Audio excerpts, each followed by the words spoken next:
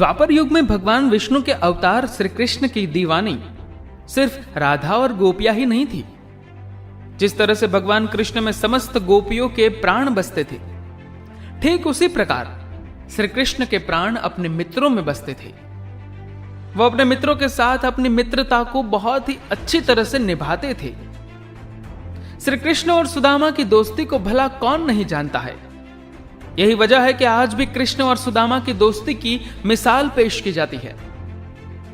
तो चलिए सुदामा के अतिरिक्त उनके और 4 दोस्तों के बारे में बताएंगे, जिनके जरिए श्री कृष्ण ने पूरी दुनिया को दोस्ती का सही अर्थ बताया और दोस्ती का संदेश दिया।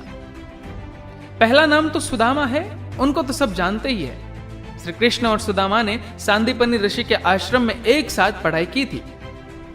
सुदामा हमेशा श्री कृष्ण से चुराकर चने खाते थे और उन्हें नहीं देते थे।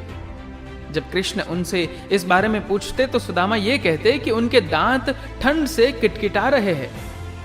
वही सुदामा काफी निर्धन हो गए, लेकिन गरीब होने के बाद भी वो कभी श्री कृष्ण के पास सहायता मांगने के लिए नहीं गए। बाद में जब सुदामा की पत्नी ने उन पर दबाव डाला तो वो अपने साथ चिवड़ा लेकर श्री कृष्ण से मिलने पहुंचे।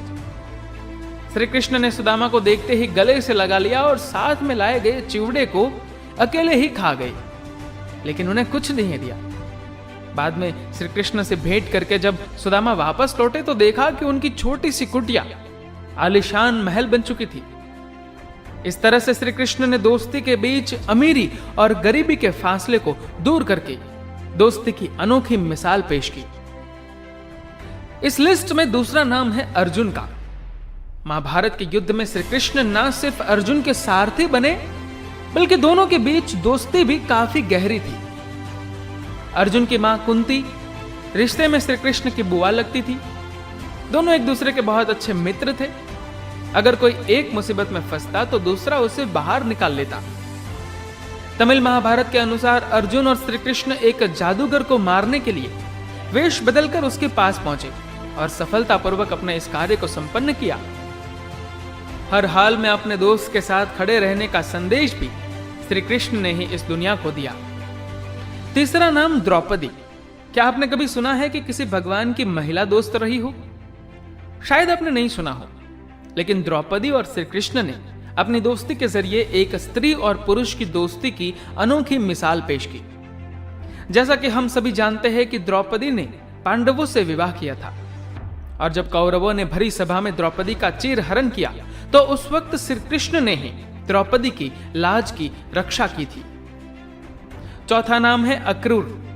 वैसे तो अक्रूर श्री कृष्ण के चाचा थे, जो कंस के कहने पर श्री कृष्ण और बलराम को मथुरा लाए थे। अपने मामा कंस की हत्या करने के बाद श्री कृष्ण अक्रूर के घर ही रुके थे। जब कृष्ण पर स्वयंवंतक मणि की चोरी का कलंक लगा था, तब अक्रूर ही उन्हें काशी लेकर गए थे।